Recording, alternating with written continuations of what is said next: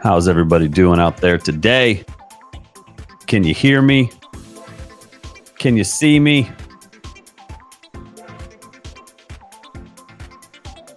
How you doing? Holla at me. I see Troy on here. Let's see. Test 1, 2. Hey, how y'all doing? Feeling good? Let me know where you're watching from. Good morning to everybody. I'm fired up about today. I'm really fired up about today. We're going to start here in a second. Yes. Good morning, everybody. If you're watching on the Instagram, glad you're there. Switch over to YouTube. That's where it's at. That is where it's at. And if you're on Facebook, man, I'm glad you're here. Very glad you're here. A lot of people on Facebook, a lot of people on Twitter. X, if you will.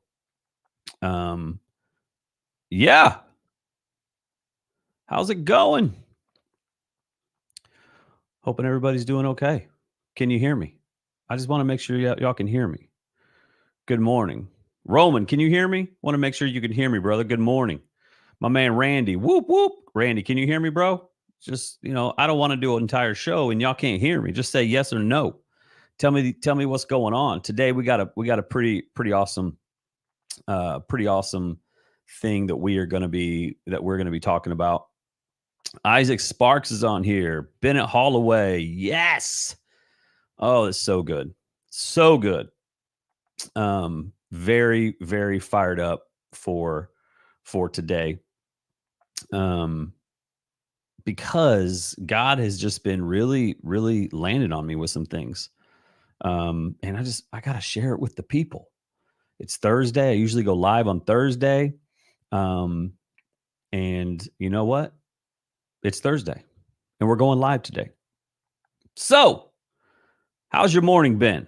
It is, let's see, it's 9:30 Eastern Standard Time, living over here in the Eastern Tennessee space. And how's your morning going? Roman, what time is it where you're at, brother? I see you on here. What time is it wherever you are? I think you're in the Philippines, maybe. I can't remember, brother. But man, God's been doing some really cool stuff. So today I want to talk about shepherding the shepherds. This is something that I think is so important. I think that God is asking me to talk about and to help people with. And so when God says to do that, yes, we need to do it. You know what I'm saying? I mean, it's I got to do it. And so y'all know if you don't know about me, my name is Michael Head. I'm a Christian life coach and have been doing this since January 1, 2024. It's been amazing. It has been awesome what's going on. And the past 2 weeks, God has been putting it on my heart big time because, I think we all get frustrated with certain things.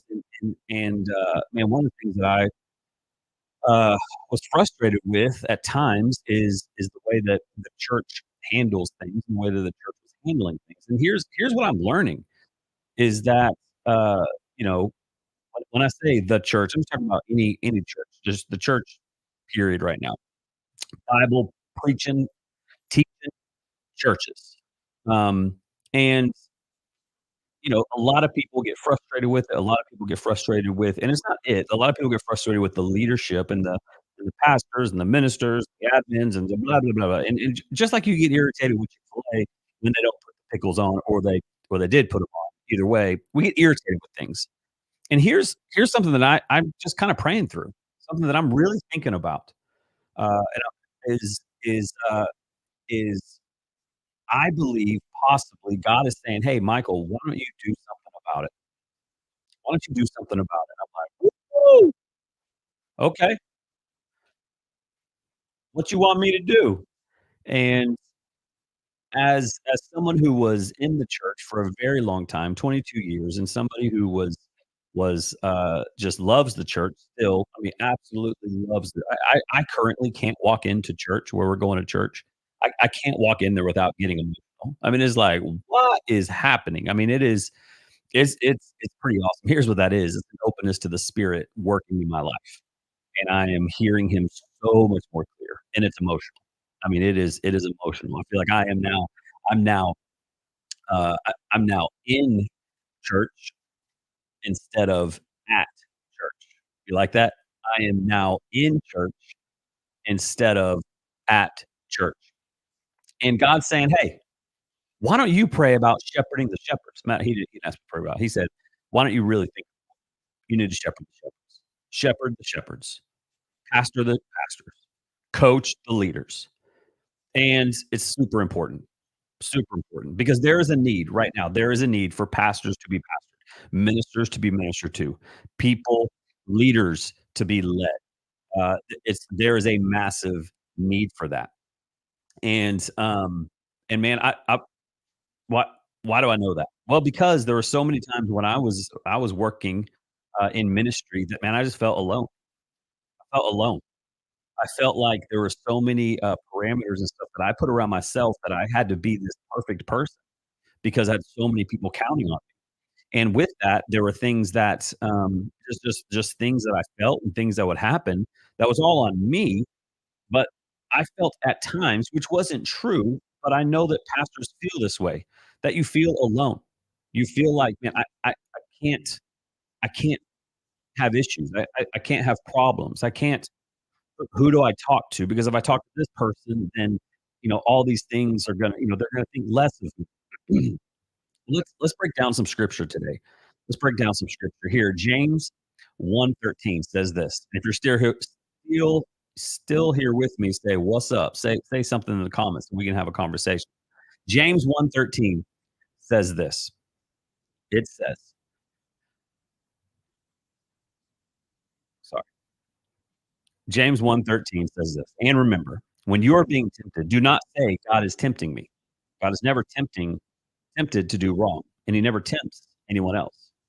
Verse 14, temptation comes from our own desire, which is enticed and drags us away. These desires give birth to sinful actions, and when sin is allowed to grow, it gives birth to death. When sin is allowed to grow, it gives birth to death. So here's what I want us to remember. And right now, I am talking right now to leaders in the church. I'm talking about CEOs. I'm talking about the main leader of organizations. This is who I believe that God wants me to talk to today. So if that's not you on here, man, I'm sorry, but you are a leader in some way. In your families, you are leaders. You're leading your children. You are leading. And here's what I want to go back to James 1 says in verse 14, temptation comes from our own desires, which entice and drag us away. These desires give birth to sinful actions. And when sin is allowed to grow, it gives birth to death. Temptation gives birth to death. Write that down. Temptation gives birth to death. Now, it doesn't say we're not going to be tempted. It doesn't say that. We're going to be tempted, period. No matter who you are, no matter what level you're on, you're going to be tempted. It's not just for the kids and the youth, the children, that are going to be tempted. We all are going to be tempted. That's what it says right here in James 1. So if temptation gives birth to death, check this out. If temptation gives birth to death, then how do we overcome temptation? How do we overcome temptation? You may be saying, man, we need to pray about it. True. You may be saying we need to get in the word. True. You may be saying we need accountability. True. Those are all really good things. And those are all things that I believe shepherds are doing. I believe that the shepherds are doing those things. So we're praying about it, reading more, we're trying to be alone more with God, which is another thing that I wanna help out with. So how do you overcome the temptation? Since the temptation gives birth to death, here's how you do it, is you need to say it out loud. You need to say it out loud. So what is a temptation? What is a temptation for you, leader? What is a temptation for you, pastor? What is a temptation for you, mom? What is a temptation? What is it? And instead of holding it in and feeling so alone with it and feeling like nobody can know this. Nobody can know this temptation. Your superpower is communication. Your superpower is in saying those things. And I think even as pastors who every single week they're shepherding the flock and they're pouring their lives in, and they're doing all these things, and they're great communicators. But the one thing that I believe that pastors are struggling with, and that's why we're seeing some of the things in church, is that they don't know how to communicate what is happening inside of them, or they don't know, or they don't want to, or they're afraid to communicate. Man, my admin is hot, or man, I looked at porn yesterday, or man, I did this. When we can start to communicate the truth that is happening inside of us, here's what happens. Here's what happens. Here's what happens. Temptation doesn't equal death because temptation does equal death, but the temptation doesn't control you as much anymore because you have just said communication is your superpower, not just on the stage, not just in the meetings, not just when you're at home. Temptation can be overcome when you start to speak about it. I mean, God spoke in the garden, right? That's where he spoke. He spoke in the garden. What else happened in the garden? The snake spoke to Eve. Eve shut her mouth and didn't speak to Adam. What happened to Adam? Adam ate the apple and he didn't speak to God. God says, "Hey, um, I'm looking for you guys. Where are you? And where are they? They're hiding in the garden. They're hiding in the garden." And I believe that there's a lot of people that are still hiding in the garden because the temptation was there, and then you might have even not just been tempted with it, but you actually ate the apple. Pastors, shepherds, leaders, executives, listen to what I am telling you today. And this isn't me, this is the Lord encouraging you today to know that you are not alone in your temptation. You're not alone in your temptation. You I remember thinking, if I tell somebody that I struggled with this, if I tell somebody about these thoughts, if I tell here for me, if I tell somebody that I am struggling with gambling as a pastor, I'm gonna lose my job, I'm gonna lose everything, I'm gonna lose my family, I'm gonna lose my wife, I'm gonna lose it all. If I tell somebody that, if I tell somebody I'm $20,000 in debt because of gambling in 2019, 2018, if I tell somebody that, man, I won't be able to preach again. I won't and here's the truth. The enemy's like, "Yeah, don't say anything. Go hide in the garden. Go hide in the garden. Get behind the stuff and hide in the garden." Matter of fact, get really busy in the garden, planting all the things in the garden and doing those things in the garden. And and and and the enemy's saying, "Yeah, just keep hiding in the garden. Hide in the garden, pastor. Hide in the garden, leader. Hide in the garden, dad. Hide in the garden, mom." And man, you don't need to hide in the garden. God is right there. And God was looking for them in the garden. God was looking for them in the garden.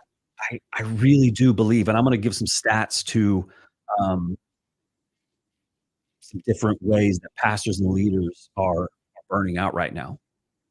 And I want to encourage you today, leader. I want to encourage you today, shepherd. I want to encourage you today, pastor, that you are not alone in your temptations. You are not alone, Christian, in the things that you're thinking of. You're not alone. 1 Corinthians 10:13 says this: "The temptations in your life are no different from what others experience." Woo! That's that's written to everybody. That's written to everybody. 1 Corinthians 10:13. 1 Corinthians 10:13. I'm gonna read it again. I'll read it out of the paper. 1 Corinthians 10:13.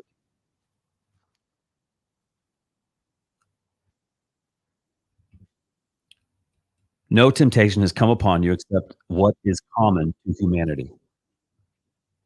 It's common. You're tempted just like everybody else. The enemy wants you to feel like you're alone in this. No one ever struggles with this. You're all by yourself. You can't tell anybody. It's common to man. We all deal with it. You are no different. And here's again your superpower in dealing with temptation. Your superpower, yes, prayer. Agree. Yes, getting in the word. Agree. But your true superpower with those things is saying it out loud. It's saying it out loud. Because as I have grown, man, since everything that I went through in 2018 and 2019, you can go back on my YouTube and watch that video. I would, it kind of tells my story of what happened then. Before that moment, I truly felt locked in my temptation. I felt locked in my shame. I felt locked in my pain. And I couldn't tell anybody because if I did, everybody would think so differently of me. But here's what I learned, and that's why I believe that God is wanting me to help shepherd the shepherds. I really believe that He wants me to help shepherd the shepherds because I I I know what it feels like when my mouth does what my body is wanting it to do. Because our body is waiting mouth to tell the truth about all the experiences it has taken, it has had. Your body is waiting for your mouth to say it. And what happens, you can breathe when you say it. When you go to your wife and say, "Hey, babe, I just need to tell you, man, I've been tempted with this." Or you go to a friend and say, "Man," but as a pastor and a shepherd and a leader, you don't feel like you can do that. And that makes total sense. Because why would you, as a leader, why would the enemy want you to do that? Because the more locked it is inside of your body, then the more locked in you're going to be and less used for the glory of God. And so just know that your body is waiting for your mouth to tell the truth. So what is the truth right now? You don't need to write it down, but what is the truth for you right now that your body is saying, "Man, we experienced this. We know this. Maybe it was a past trauma. Maybe it was a hard event. Maybe it was a sad thing that your body's like, come on, say it." And you just can't say it because you don't know who to say it to. Well, it it's time for you to say it, and I want you to know right now, I want to shepherd the shepherds, and I wanna be here for you as a safe place. When I meet with my clients and the people that are talking to me, I don't say a word, it stays with me. I mean, it stays with me, and it is a safe place for you to be able to walk in freedom. Shepherd, pastor, and I I also want you to know this, man, I think sometimes what we can do is we feel alone, like we're in this hole, as a shepherd, as a leader, as a pastor, as a father, as a mother. You feel alone in this hole, and you're down in this hole, and you're walking around, and it's dark, and you don't know what to do. A lot of people come by, and they look down the hole, and they see you in the hole, right? They see you in the hole, but they're like, "Ah, they look okay, so I guess they wanted to be in the hole," and they walk by, and they walk by, and here's what I want you to know. I want to literally I mean, think about it. What if I jump down in the hole with you? I jump in the hole with you, and you're like, "Why in the world are you in this hole? Why Michael, why did you get in this hole?" Here's what I would tell you, and I didn't just wanna throw you a ladder and say, "Here's how to get out." I didn't just wanna say, "You could do it," and encourage you from above the hole. Here's why, because I've been in the hole, and I wanna jump in the hole with you because I know how to get out of the hole, and so let's do this. I don't want you to be alone in the hole. Why? Because the kingdom of God needs you. Your flock needs you. You are shepherding so many people right now, and I want you to know you're not alone in the hole. You're not alone. We got to shepherd the shepherds. I want to pastor the pastors. If we don't, here's what continues to happen. Here's some real stats. Let's just talk burnout for a second of pastors. According to a study in the Barna Group, about 38% of pastors in the US are considered at high risk for burnout, with their emotional and spiritual health being frequently or constantly strained. All these people so upset about certain things when it comes to their pastor and their leader. Well, I just want you to know maybe they're in a hole right now and they don't know how to get out, but they're wanting to serve the best they can. So let's have some grace and let's shepherd the shepherds. And I'm not talking about bringing them, a fruit tray or some more Chick-fil-A or some stuff like that. No, I'm saying, like, let's encourage our leaders and our pastors and our bosses and our ministry associates and our admins and all the people that are working in the kingdom of God and are serving with everything they have. It is phenomenal. Let's encourage them to go and talk to somebody. Let's encourage them to really get after it because people need to talk. Remember, your superpower in overcoming the temptation is saying it out loud. So high level of burnout, consideration of quitting. The same Barna research indicated that during the highest pressure and uncertainties, what? Sorry. The same Barna research indicated that during the pandemic, 29% of the pastors seriously considered quitting full-time ministry due to the heightened pressures and uncertainties. Work hours. Check out these work hours. Many studies include one from Lifeway Research show that the average pastor, check this out, the average pastor works between 50 to 60 hours a week, with some pastors even reporting longer hours, which contributes to so many things. 50 to 60 hours a week. Why? Because they want to shepherd the flock, because they're giving it their all. And maybe they're so tempted with stuff and they're so overcome with so many thoughts and so many things in their mind that they only thing that they know that helps them is work. It makes them feel better. Michael, how do you know that? I've been in the hole. I've been in the hole. I've worked the 50 or 60 hours. I've had my team work 50 or 60 hours. Why? Because it's that season. It's camp season. We're gonna work forever. Well, camp's over. Now it's back to school season. We're gonna work forever.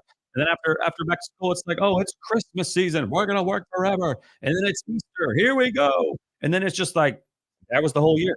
That was it's not just a season of hard work, it's just a season. No, it's not a season.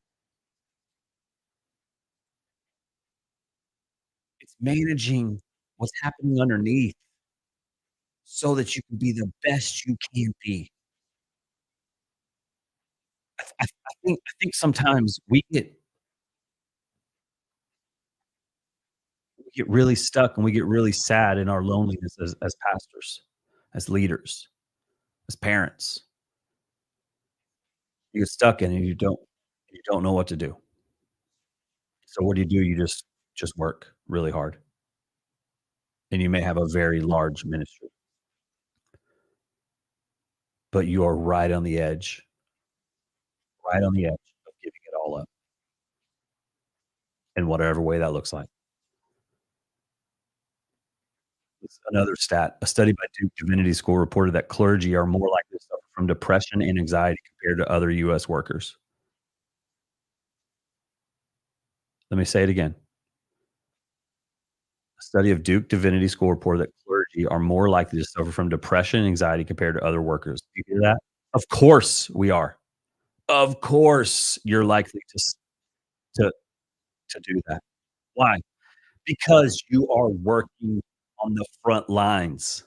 Of course you're gonna struggle, of course, and you're gonna struggle even more when you don't have a safe spot to talk to somebody about it, and I want to, encourage you to find somebody. I want to be that per I wanna shepherd the shepherd. I want to get in the hole with you. I understand ministry. I understand pastoring. I understand loving people. I understand it, and I want to help you understand what it's like to walk in freedom. Let's have some talk. Well, how's life going? It's good, good. And deep down inside, you're like, "It's not good. It's not good." And that's where I will ask you the hard question, "Okay, what's underneath that? Let's go a little bit further. Let's talk a little bit deeper. Let's get a little bit more real." And then what happens when you start to confess those things and you start to say those things, you start to you wanna preach better? Well, move that crap out of the way. You wanna lead your family better? Move the stuff out of the way. Guys, I I have a coach. I have a coach, and I go to counseling, and it is awesome. Is it fun? No, it's not fun.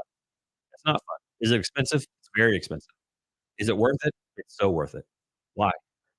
Because I can breathe, because I know the enemy wants to take me down, because I know God wants to use me, and I know that, uh, I have a superpower in using my mouth to confess, and to be vulnerable, and to be real, and it's powerful, and I can tell my coach, and I can tell my therapist anything, and they're not gonna say a word to anybody, and it's beautiful. Check out this other stat. Lack of personal support. Despite being the key figures for others, pastors often lack personal support systems. Fuller Institute indicated that 70% of pastors do not have somebody they consider to be a close friend. Oh, 70% of pastors feel like feel feel like they don't have anybody they consider a close friend. Man, I get it. I get it. Surrounded by thousands of people, hundreds of people. You're surrounded by all these people all the time, and they're all nice and happy and great and glad to see you, which is real. But also, they don't wanna bother you because they think that you're they just don't wanna bother you. As a person that has been on the pastor side, and now I'm on the other side of when I'm in church and when I'm seeing ministry happen, I don't wanna bother the leaders. I don't. Like, I was like, "Hey, I know you're busy, you're crushing. Way to go." And then whenever they leave the church and they leave the stuff, man, they feel they don't have anybody. 70% of shepherds, leaders, executives, top leaders don't have a close friend. And I want you to know, man, I wanna I'm here for you. I am. I wanna get in the hole with you. Why do you wanna jump in the hole? Because I've been in the hole, and I know how to get out of the hole. You're not alone. Pastor, you're not alone. Leader, you're not alone. Mom, you're not alone. You're not alone. I know you feel it, but you're not. Well, I have the Lord. He's with me. He leads me. Yeah, you're right. And you still feel really sad. Let's stop putting, like, Jesus glitter on everything, like, la, la, la, la, la, like, I'm really sad and depressed, but Jesus, I'm really down in this, and God, okay, yeah, and you're sad inside, and you feel alone, and you don't wanna be there anymore, and this person sucks, and you wanna fire somebody, but you don't know how to fire 'em because if you fire him, you have all the just so many things as a leader, you have so many pressures on you, but if you could start to deal with some of the temptations you're being tempted with and get that out, you have more space in your life to walk in freedom. You gotta clear it out. Clear it out. What's an example of this in the Bible? Man, I'll just talk about one, and we'll get off here in a second. What's an example? Michael, give me an example in the Bible. There's a lot. There's a lot. Let's talk about Moses and Jethro. Moses and Jethro. After leading the Israelites out of Egypt, Moses found himself overwhelmed, the task of governing all the people. And then Jethro shows up. Jethro shows up, and he sits with Moses, and he helps him because he's seeing the task that Moses was doing was crushing him. And so Jethro, he coached him, he pastored him, he shepherded him, he advised Moses to delegate responsibility. What did he do?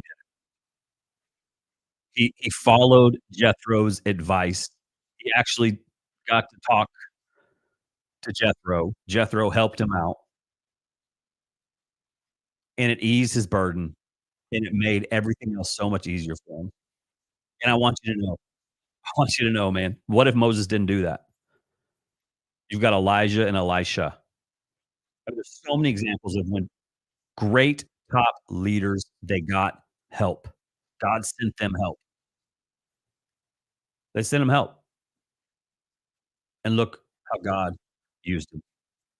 And man, I just want you to know, man, you got this. You're not alone. We need pastors to be leading healthy. We need executives and SEOs and CEOs, and I don't know what SEO is, but I just said that. But but we need moms and we need dads to be leading healthy. Why do we see, quote, "failure" in ministry? Why do we see, quote, "failure"? Why are we seeing these things at times is because I believe if you could go, and I have actually talked to some leaders when these things have happened, and I ask, "Well, man, I've had this struggle for a long time, and I felt like I could talk to nobody." Listen, don't be next. Don't be next. It's time to be coached. It's time to be cared about. It is it is time. I will encourage you to reach out. If I can shepherd you, let me do it. I'll just tell you right now, if you're looking for a coach, and I'll do it for free right now for a pastor.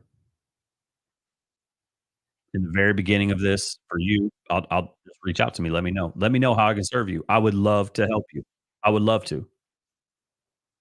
We'll break it down. We'll see what it looks like. Maybe you have a staff member that you're like, "Man, they're just stuck." Maybe you know a staff member that is just stuck and they don't and you're trying all the things and, like, your flesh, you wanna fire them like, "You suck," and you just wanna let them go, but you're like, "Man, that's not the answer."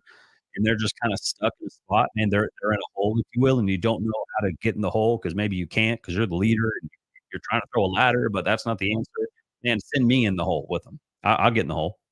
I'll get in the hole with 'em. I'd love to help out because there's so much else going on underneath that maybe they just don't know how to deal with it and they feel alone. And I truly believe that whenever pastors are willing to be pastors, shepherds are willing to be shepherded, leaders are willing to be led, whew, I don't believe it, I know it because I'm truly living it right now.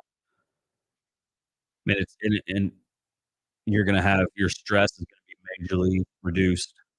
You're gonna be vulnerable for some of you in the first time in your life, you're gonna be vulnerable, which is amazing. You're gonna have a safe place where you can kinda talk about all the things that doesn't leave that space. You're gonna be able to deal with conflicts in a different way. You're gonna be less irritated, you're less angry, you're less sad, you're gonna have more energy. You're gonna be able to vision cast so much more. You're gonna be able to plan. You'll be able to encourage others. And then what else is gonna happen? You're gonna be able to tell other people to take the steps that you have taken. So what does that look like to work with me, man? Well, no matter where you're on the country, I meet with people all over the country, and we do it via Zoom. I typically work with people for 90 days, but we set that up in a conversation. We just kinda set it up and say, "Man, what's this need to look like?" And we break it down. I'm super easy to find. You can email me, you can text me, you can go to my website, nextstepcoach.org, whatever it is. I want you to know, don't put this off. Don't don't put this off. It's time for you to heal. I wanna say thank you guys for tuning in this morning. We've got a lot of cool people on here. Jamie Bennett, man, good to see you, right here.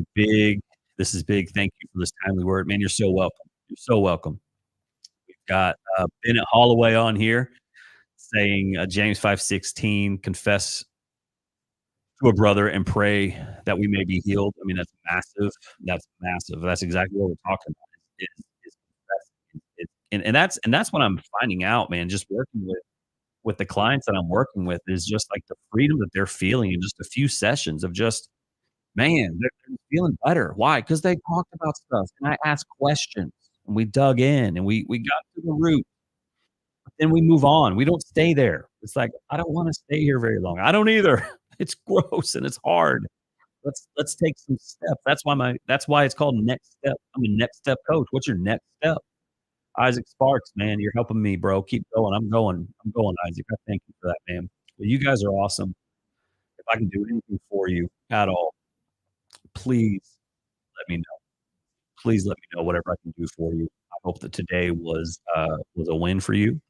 There's a few things that I got coming that I'm excited about. It's an online course that I have coming up that you'll be able to purchase, and it's maybe like, man, I can't afford the coaching right now, or I just man, but an online course with me just teaching through um, overcoming quite a few things and some tips and ways to do that. It's an online course. I'm also producing a journal and a planner. I talk a lot about journaling, and I talk a lot about you know planning out your day, and so I'm making a planner and a journal that I'm going to be selling, and it's I think it's going to be awesome. So stay tuned for those things. A lot of neat things coming up for Next Step Coach. And again, thanks for being here, and we'll see you later.